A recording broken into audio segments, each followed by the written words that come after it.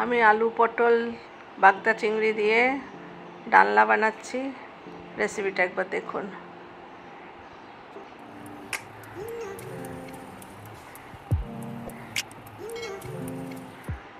কড়াইতে তেল দিয়ে ভালো করে পটলগুলোকে আগে ভেজে তুলে নেবেন, তারপরে আলুগুলোকে দিয়ে ভালো করে ভেজে তুলে দেন। আলুগুলো একটু স্লো গ্যাস ভাজবেন যাতে ভেজা পর্যন্ত ভাজা হয়ে যায়। আলু ভাজা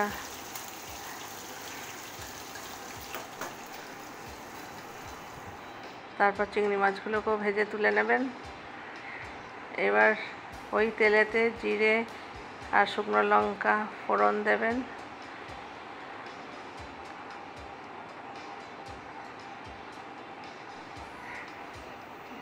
দিয়ে আলাদা করে একটা পেস্ট বানাবেন। ফ্রেশ পেস্ট বানালে তার টেস্টই আলাদা হয়।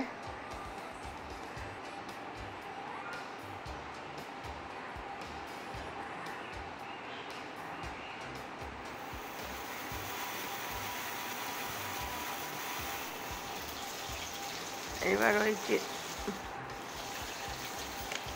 নুন হলুদ পেস্টের মধ্যে দিয়ে একসাথেই তেলেতে ফোড়নের মধ্যে মশলাটা দিয়ে ভাজতে হবে। কষা কষা হয়ে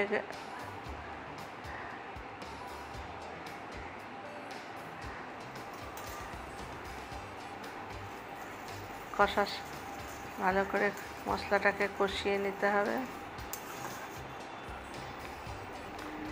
মশলা যখন কষা হয়ে যাবে ওর মধ্যে পটল আলু দিয়ে আবার ভালো করে কষতে হবে যাতে মশলাগুলো পটলের মধ্যে চলে যায়। দেখুন কি সুন্দর কালার এসেছে।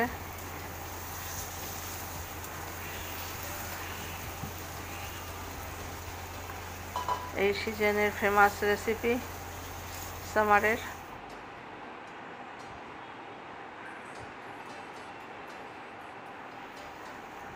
এবার গরম জল দিয়ে ওটাকে সেদ্ধ করে নেবেন। আলু পটলটাকে দিয়ে জল শুকিয়ে ফেলবেন।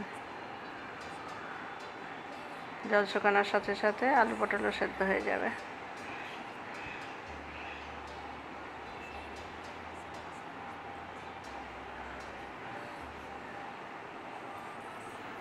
দেখুন কষা হয়ে গেছে। এবার একটু ঘি দিয়ে নামিয়ে নিতে হবে। বেশি ঝোলও থাকবে না, বেশি শুকনোও হবে না। ভাত মেখে খেতে ভালো লাগে।